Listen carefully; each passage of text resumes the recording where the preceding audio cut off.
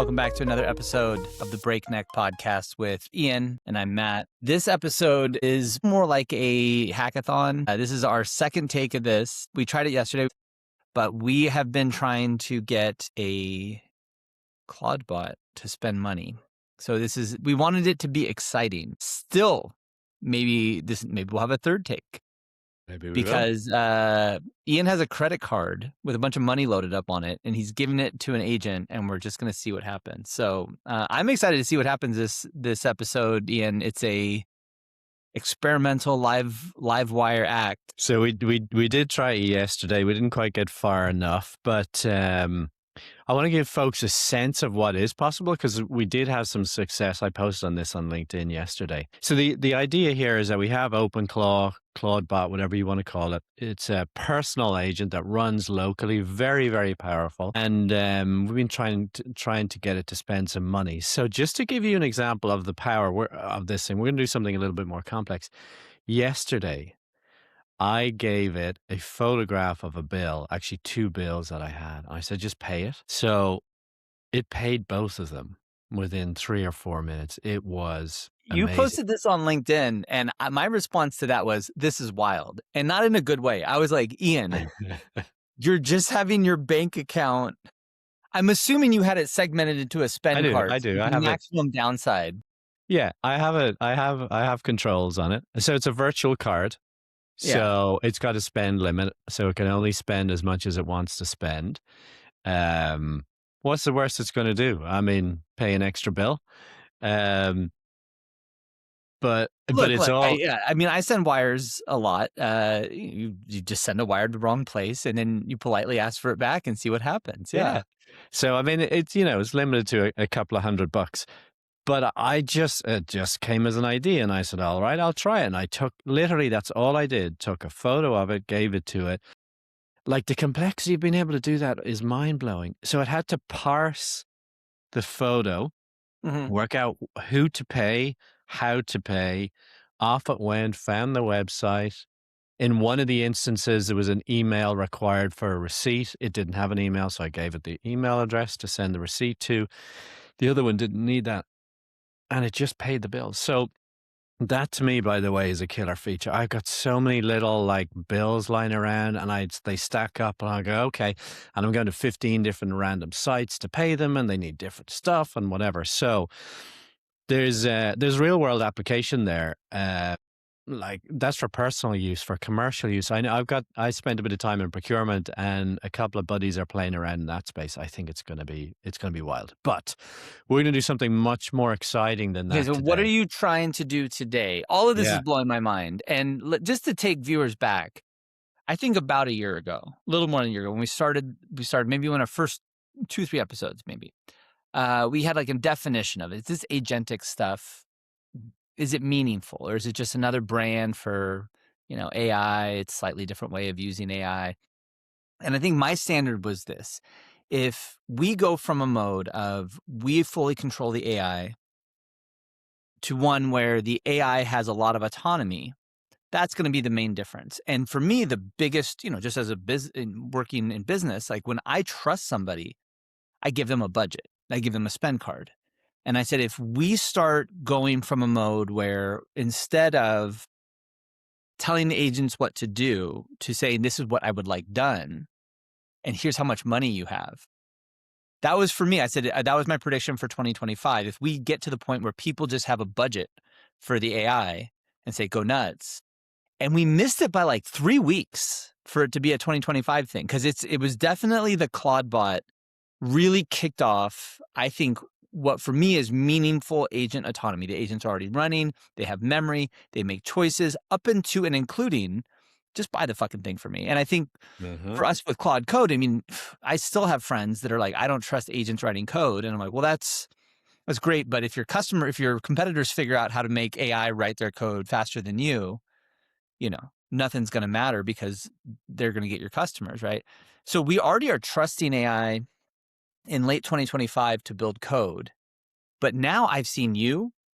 We're going to do this experiment in a couple minutes and see what happens. You're going to spend real money on the podcast. We'll see how much control you retain over it. But I mean, when you said you're paying your bills with AI, I'm like, I don't know if I'd feel comfortable with that. But After you said it, he's like, "Yeah, well, what's the worst that could happen? $100, like, save myself an hour of putzing around on the internet." Yeah. I mean, so let's talk about what we're doing today. And by the way, your point about having the agent spend money is spot on because I've just realized the budget that we were going to use yesterday for this test, I spent on paying my bills. So now I need to give the agent more money. So do I trust it? Yeah, I do. It's It's not just, I mean, like, I'm a mathematician at heart, right? So you have your delta epsilon proofs. It's like, it's not, do you trust the agent? It's, do I trust it with $200? And right yes, now, you trust it with $200. Do you trust it with 100K to buy less you so. put a down payment on a house or something? And not in the Bay Area. That's a different measure, but we can now have a measure of how much we trust and how much autonomy we give to agents, which is how much does that Visa virtual card have on it, Yeah. and how long are you going to let it run? Yeah, that's exactly it. And so we're talking about, if you're kind of coming into this kind of fresh, well, we're talking about the industry vernacular as agentic commerce, this idea of having an agent get involved in your shopping. And the bit for me that maybe this is a transition from the last week. The bit for me that isn't the challenge, isn't giving it the money. Right, because I have a way of controlling how much money it has. I'm not talking about giving it thousands of dollars or tens of thousands or anything like that. The bit that's interesting to me is the complexity of making purchases other than commodity purchases. So let's talk about what we're doing today. One of my sons, it's his birthday soon. He's going to be 20. What the heck am I going to buy him? Right. And so I was beginning to play with this on Friday, and I thought, I was beginning to think about it rather, and I thought I'm gonna go to Openclaw and ask it. And I had this idea. I was like, well, I'm not the only one interested in this. So I asked Openclaw, and this is kind of a bit meta. I said, hey, I need your help to decide what I'm going to get my son, but actually, I want us to create a little bit of experiment. Can you decide what would be a great way to present this experiment such that other people could kind of follow along? And it said, well, why don't I build a website and then I'll log our conversations and I can build it out in a structured way and we can then share that experience with other people. So it's built a flippin' website for us to kind of tag along and watch this experiment. So let me share that website with you. So sorry if you're listening in your car driving along watching We this. could we could paint a picture. Okay, what you Yeah, got well, here? yeah. Dark So why black. don't you paint the picture, Matt? You're tell us what you see. Okay, dark black background. And for those of you who've been doing Vibe websites, it's very beautiful, very well structured. Um, Looks like a Claude website. And I think when we talk about, we've had a lot of conversation about slop, and slop is kind of coming out of my vocabulary because this is not slop at all, but it has the signatures of AI. And it's gone from signatures of AI that make you like, oh my God, this is AI, to, okay, this is clearly like a baseline Claude. This is how Claude likes to make websites. And you can kind of still feel it in a lot of the language. 4.6 Opus has really improved how much the language feels sloppy. Anyway, hopefully that's interesting for both of you looking at the website and then those of you who are not. So yeah, stylistically you have that. And so what we have along the top is, and this, I didn't style this, I didn't give it any guidance as to how to kind of present this experiment. It's got 6 steps along the top. So the brief, as in what do we want it to buy, research, selection, purchase, delivery, and then a scorecard for how well it did. So yesterday we took a swing at this, and so I give it inputs, it asks me questions, and it kind of parses those and understands them. And yesterday we were working through the brief, as in what should it be thinking about. And so budget is $100. Got the things got to arrive by the end of the month, where it's going to ship, the size, some interests. He's a Manchester United fan. He's a soccer fan. He goes to college, etc., etc. So it captured that, very naturally, as you would expect it to do, because it's using an LLM in the background. And then it went off to do some research. So this is where it stumbled. And frankly, it's not really its fault.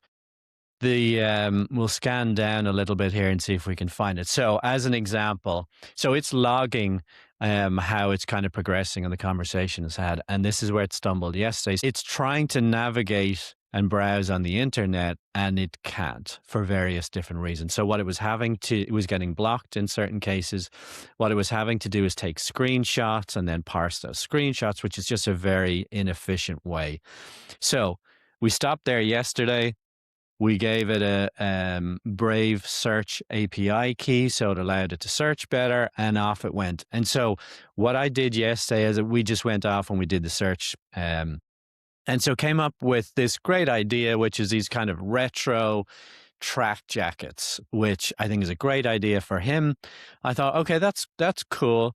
Now that we're actually possibly going to buy something, I should probably check in with the rest of the family and just see what they think about this idea. So I was like, okay, can you build me a voting page, and can you text it to these two people, my wife and my other son? So I'm almost like scared saying this. So it did it. Hopefully you can now see this. It has created this web page. So for those of you listening, kind of looks like a mini e-commerce type of a page. It's got 4 different track jackets.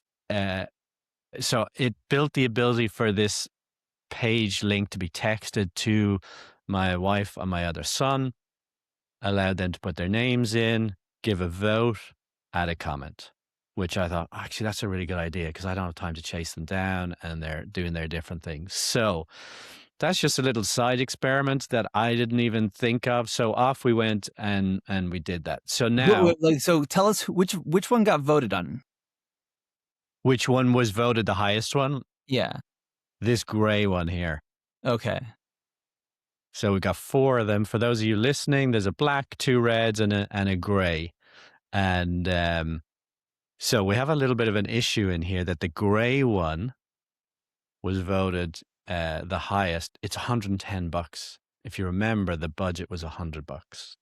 So I don't know if Openclaw has been a great salesman and saying, look, I know this one's out of your budget, but it's kind of nice as well. So we're gonna have to deal with that it's over budget. In fact, maybe let's just see what happens. Let's see if it catches it before we try and purchase it. So I'm pretty happy about it because honestly, this is a challenge for me. What the heck are we going to buy this kid for his birthday? He's got he's got all the stuff he needs, really. We want him to feel loved and have a great gift. And so now we've actually found something. We're back into real time mode. So what I'm going to do right now, I need to go back and just look at the name of that. I am going to tell Openclaw, and we'll try and do this with Open Whisper, so I'll actually tell it verbally to go ahead and start purchasing this gray jacket. So let's see what happens here. So this is the moment of truth. You're over budget, but you're gonna up the amount that the AI gets, and then you're gonna authorize the purchase. I'm actually not going to up the amount. I just upped the amount on the card, so it will go through. But I want to see. Let's test to see, does it work out? Oh, let's verbally tell it what to do here. Okay, I really like the Adidas Man United Icon Track Top 25, 26, that gray gold one. Can you go ahead and do what you need to do to purchase it? Okay, so it's going to take a little bit of time here, I think, because there was a couple of things happening there. The message has gone off to my Openclaw agent, who is called Deco. So he is, I guess it's a he, I don't know, is typing. So what we should see here in a little bit is some type of an update on the website. So one of the things I would say is that the process is a little bit slow, but he's come back to me here. Great choice. Oh, here we go. Before I proceed, let me check the product page for sizing and availability and confirm a few things. Size large is available. It's $110. Here's what I need. Here's what I need to pause and be upfront with you. Okay. Before I can actually purchase, I need a few things. A payment method. Okay, I did tell it that you have a card already. Shipping address. Okay. And then your call on the checkout method. Let me see if I can get this to just come up on the page so we can all track along at the same time. So it has not flagged that it's over budget. Not but it's yet. still coming back for payment method and address, which I'm assuming you've already given it. Yeah, I have because as you know, yesterday it bought some stuff for me. Now, this might be me sort of misusing the way I've set up Openclaw might be slightly wrong. I use Discord and I've set up various different channels for doing various different It things. might be So in a this different might channel. be a sub agent. Um, Mm. but let me, so, okay, Context management. All right. there we go. So, all right. So here we are. So here's kind of what it's logging as we go along. So here's a final selection. So if you're looking at the screen, or we're looking at the screen now, final Mhm. selection. Ian says go ahead and purchase. It's kind of doing its final research. Is there stock? Yes, there is. Okay, purchase requires human input. AI cannot completely check out autonomously. So that's the stuff we just told. It's asking me for some stuff. Okay. So let me just have a quick read here and see what it's asking for. Um, so let me tell it what it has. So we'll go to voice mode again here. So you already have a virtual card. I can tell you where it's stored separately. You also have the shipping address. So, in terms of the checkout method, you're giving me three options. Option A, navigate the checkout in a browser and you watch and approve before I hit place order. Option B, you open the link yourself. Or option C, you give me card details and I do it end to end. So, End I to think end. we'd like you to do it end to end. Okay, let's see what it has to say with that. You got to go full auto. And there is a really big difference between full auto and not full auto, which is even if it requires only one little input from the human, there's a whole class of things that you could never really do, or it would be much more difficult to do. Whereas if you can go end to end with nothing, then you can do, you know, Yeah. I don't know if So you want to spend money that fast, but for instance, creating presentations for customers or things like that, if you can nail the design and have it consistently produce designs, then you can run it as part of very high frequency loops or generate an individual one for each person. So you could, if you have 20 people you're sending a presentation to, you could have an individualized one for each 20 person, only if you don't have to go read each of those decks before you send them off. yeah, and I think just to zoom out for a second while it's doing its work here, there's a couple of challenges. There's three stakeholders in this process. There's us as the human, there's the agent, and then there's let's call it the for right now, let's call it the merchant, right? The Hmm. the entity that is accepting the or not the transaction. And so I when we talk about the human, I'm pretty happy to do this. When we talk about the agent, and I can't remember if this showed up, but a couple of times it has said to me, "Hey, are you sure you really want to do this? Are you sure that I should be doing this?" So the agent is willing to do it with approval, but if we talk about the merchant and that whole industry, there's a lot of stuff that needs to happen. So Amazon, for example, won't allow you crawl its website and essentially do anything. So right now, Amazon's position is we're not going to let you guys do this. There are a bunch of merchants out there that are really Target being an example of one that is really energized around this and is at the forefront. Etsy, I think, is another one. There's Did a you say bunch of other ones. Target? Did I say You said Target? Yeah. for Now, them? the challenge, though, there's a couple of different challenges at the look. We're basically saying here that we spent, I don't know, 15, 20 years trying to stop bots doing anything nasty in terms of purchasing stuff. And now we're flipping the switch and we're saying, no, bots are great. Right. So there's a bunch of challenges, but from the sort of at the protocol level and the standards level, your credit card network guys, those type of folks, they already have a bunch of protocols that are out there. Yeah, and let's just take a few things about this that are very different than just searching. If you went to Google Shopping in 2010, right? Like, what's different here than what was possible there? Because just you typed in I want something and you get four results. But what's very different here is number one, context. You are able to establish and learn about a person over time. And so the first time, it's not a huge advantage over searching, but let's say that you have, the example I was using yesterday when we were talking about this was, say you have 30 or 40 friends, right? And you just want to send them something nice once a year. Or they have kids and when the kids are born, blah, blah, blah. Like that is very likely to not happen. Like there's so many presents I get, like, oh, it arrived 2 weeks late. It was shipping. It was like the second you're like, oh my God, it's their birthday today. And then you send them a gift, right? That type of stuff can be stored in memory.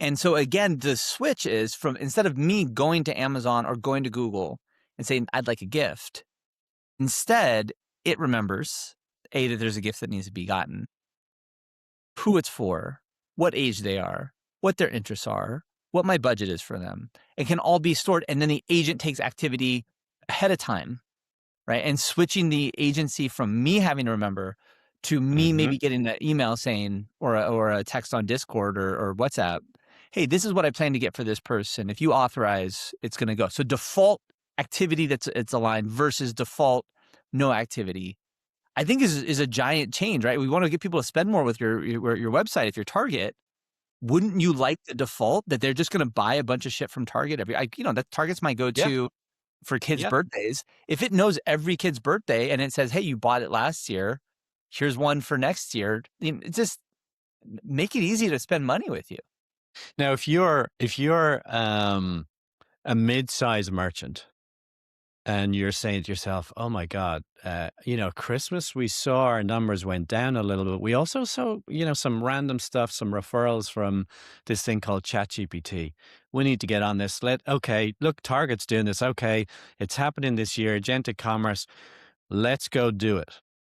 The biggest challenge you probably have as a small or mid-sized merchant is now how you show up in this world is different. You have to take your catalog and present it in a much more detailed and specified way to the bots as opposed to kind of the e-commerce world.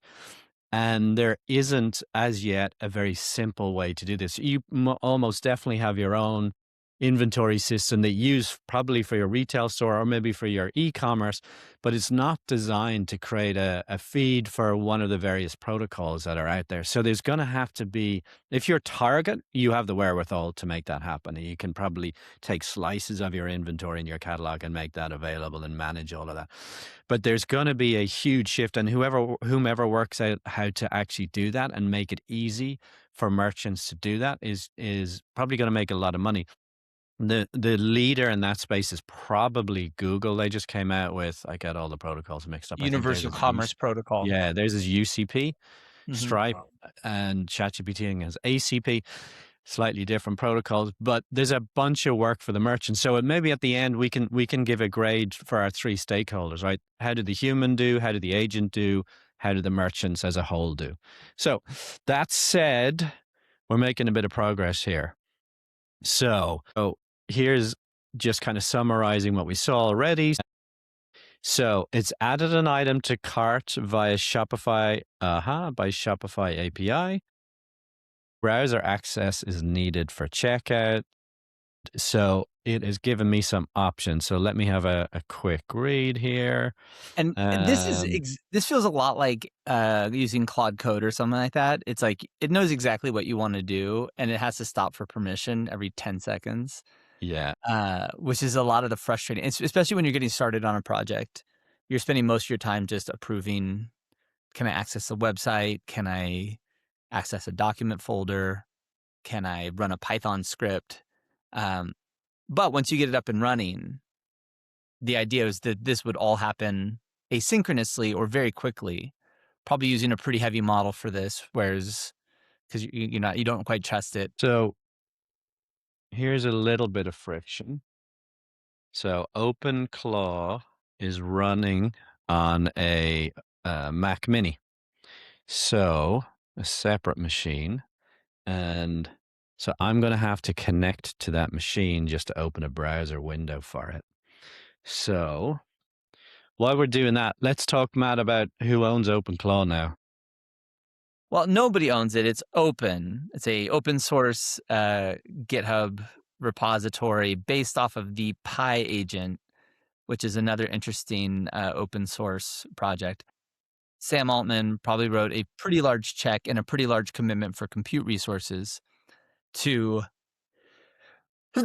excuse me, to the guy Pete that built Openclaw, and so they brought him on as a Open AI employee, which I'm sure was a very healthy pay package considering the hype. So a lot of jealous people online.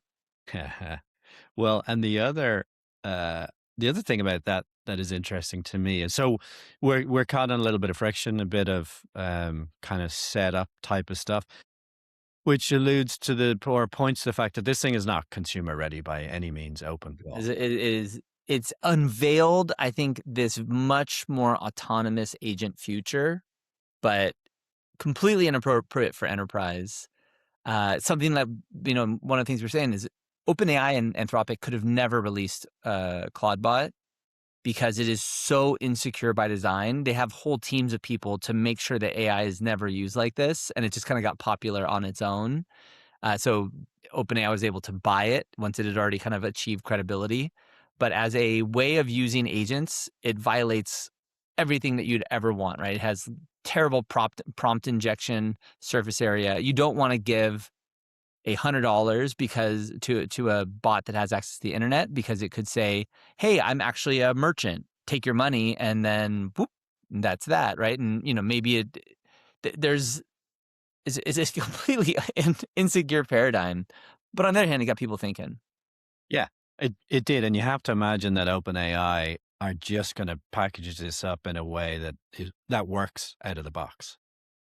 Well, Which it works out of the box. I mean, there's a lot of stuff that's very problematic. I think the Anthropic just released some of their computer use models, and they said, "Oh, look, it only succumbs to prompt injection 8% of the time on first try." It's like that's really really bad if you have a credit card attached to a bot. If 8% of the time on the first try, prompt injection is successful.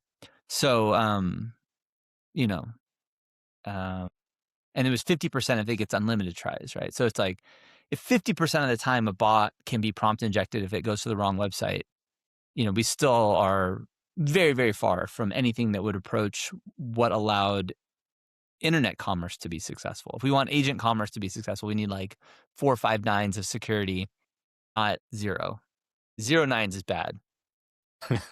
yeah, I guess Or it 1 is. 9 on the first try. Okay, so what I'm seeing is it needs access to the browser, and I'm not finding the extension it needs, so I'm having to do a bit of IT support here. So bear with me. Um, but so still doing IT support here. There's a browser relay I need, so I don't know where to find that. It's uh, it's going to tell me something. Tell me the Okay, answer, this gives us hopefully. a good opportunity to go back to our topic of what replaces the browser.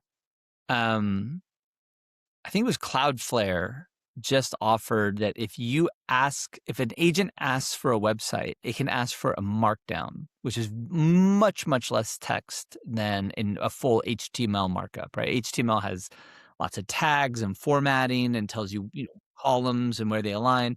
And so when you're charging a bot by the token, having a HTML website that maybe is 6 or 7 times larger than a plain text website, depending on how much formatting there is a huge advantage. And then we go into things like this, like, well, we have to go emulate a browser for the agent to go make some clicks. What if you were just able to have some transmission protocol that's like UCP, where it gets a much simplified markdown version of the website that has only what is necessary to make the purchase, and then can transact via UCP versus actually entering your credit card into the browser and emulating the click. It'll be interesting when we get to the end of this, how we scored the stakeholders, but kind of the merchant side, what we've been talking about is kind of the sort of the technical infrastructure to make it possible for the good bots to be able to buy stuff. The piece that is still missing from me, and I haven't heard anybody speak to it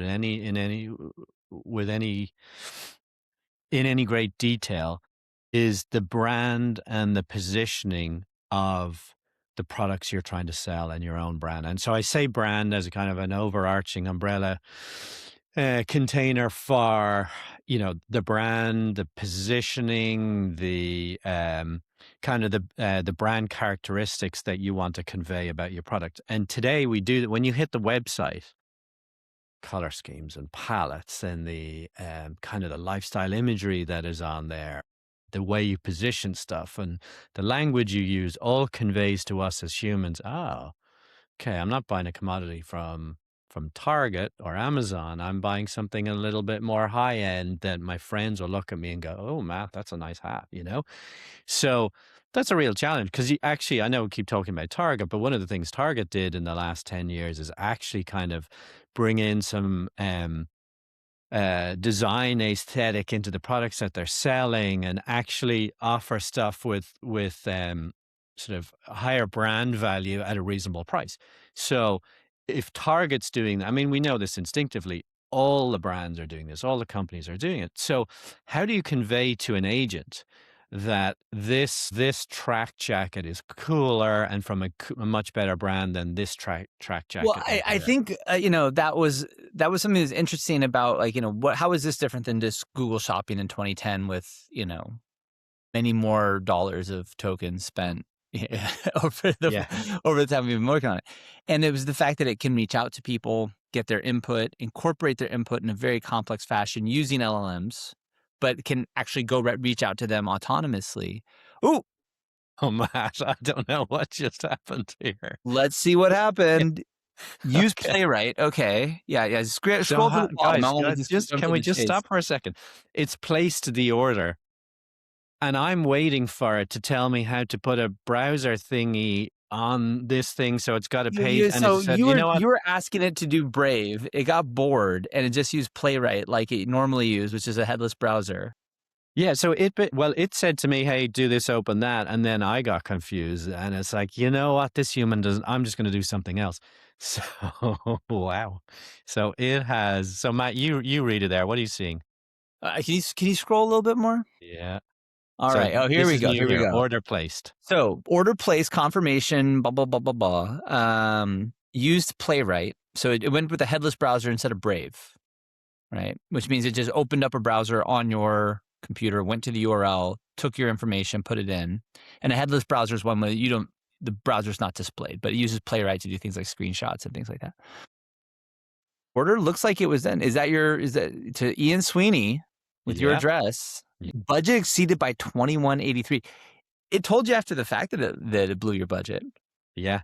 Yeah, and the delivery phase is started. And the other problem security wise is that now your son is gonna, if he watches your podcast. Do you think he watches my podcast? No, I don't think No. no one in my life. Yeah, you're right. So, I'm holding my And banking app. it gives you the tracking Yeah, number. I've just opened my banking app. It's in there.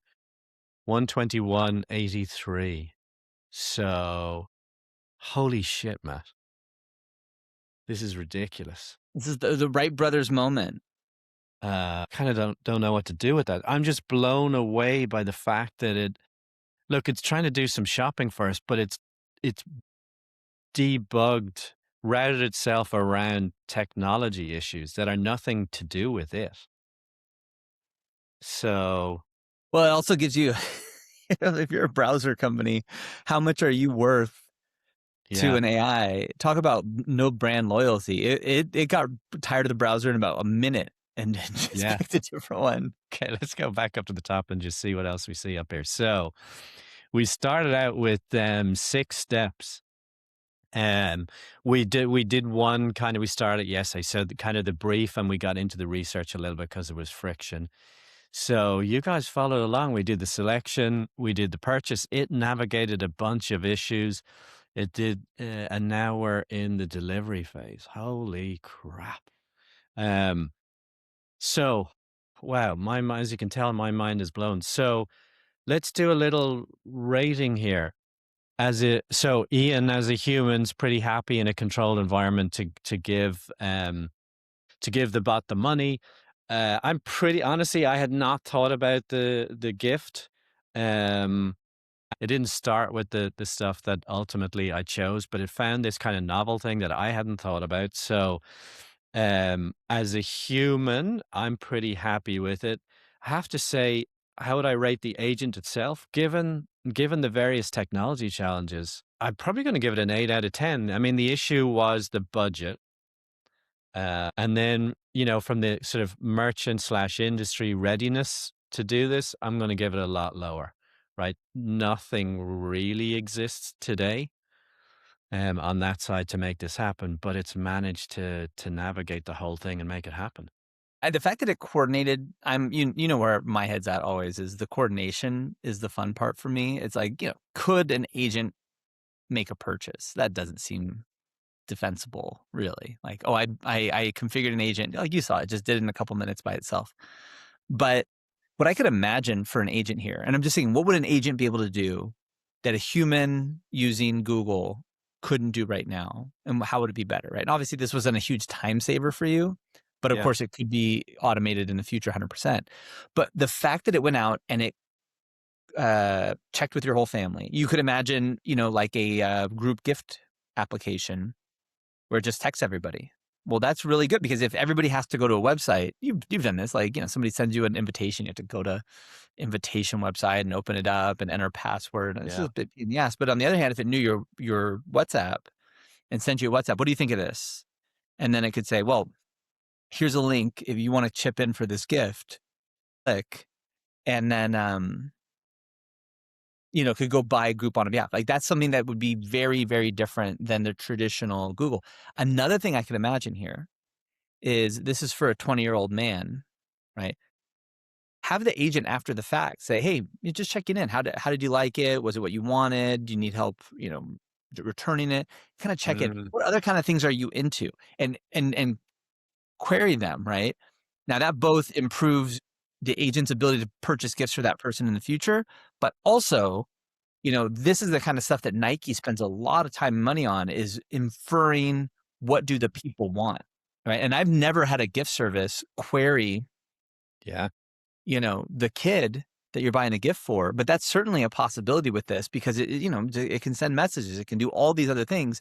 Google doesn't have ability. Target does, they give you a gift receipt, and I suppose they can see if the gift receipt is returned, but doesn't have the ability to use every interaction to learn more about that type of thing. And so, if I come to this bot and I have a URL that I think, would be appropriate for this type of shopping service.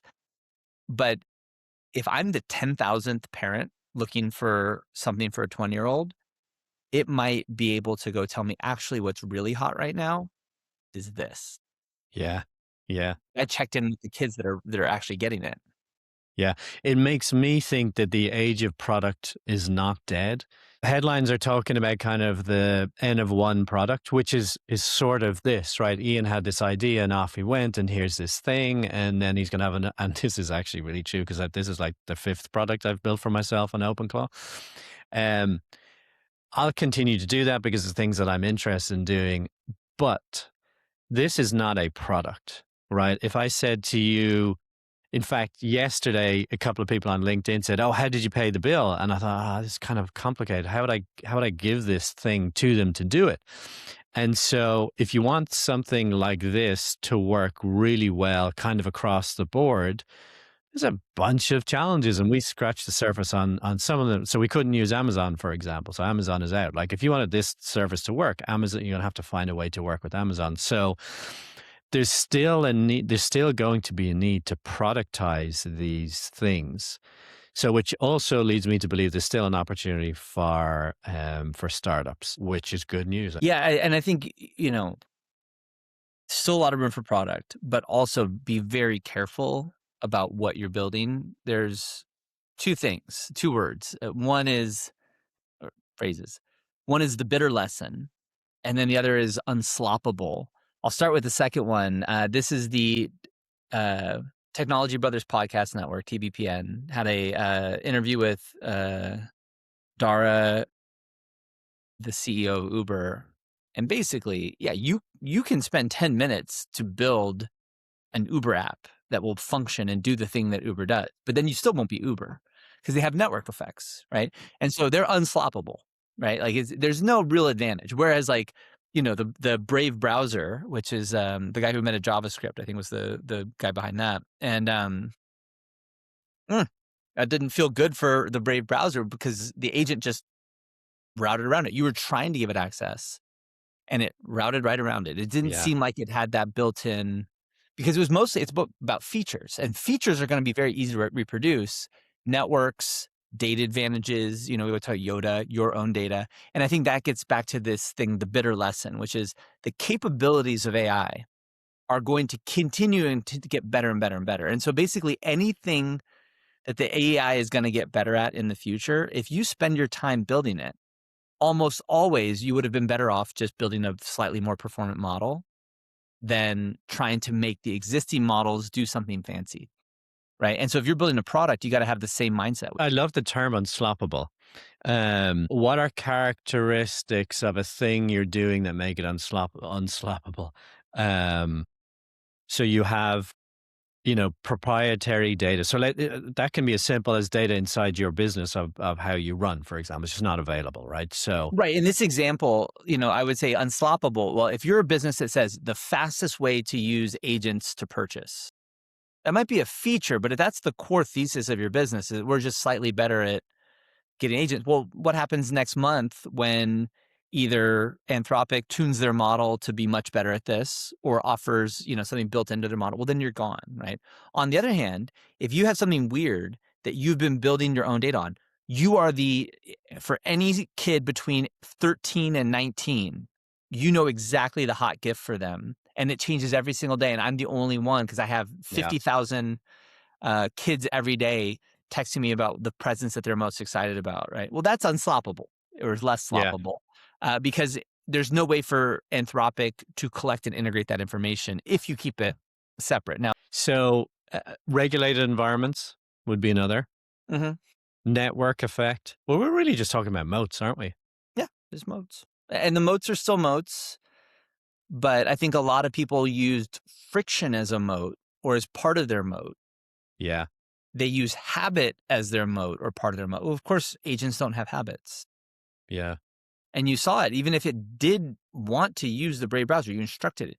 It just didn't even ask you and routed around a product, right? And so you think about the Google search bar. Agents don't care about like, oh, I know how yeah. Google works. It's like they're going to get around it and move around. So obviously, Google has an enormous network effect of all of the advertisers and people who use browsers, all the places the Google browser is integrated. But habit was part of that moat that's getting chiseled away. Well, listen, Matt, I think we will land it there. Folks, have a good week, and we'll see you at the next episode. All right. Thanks, Ian.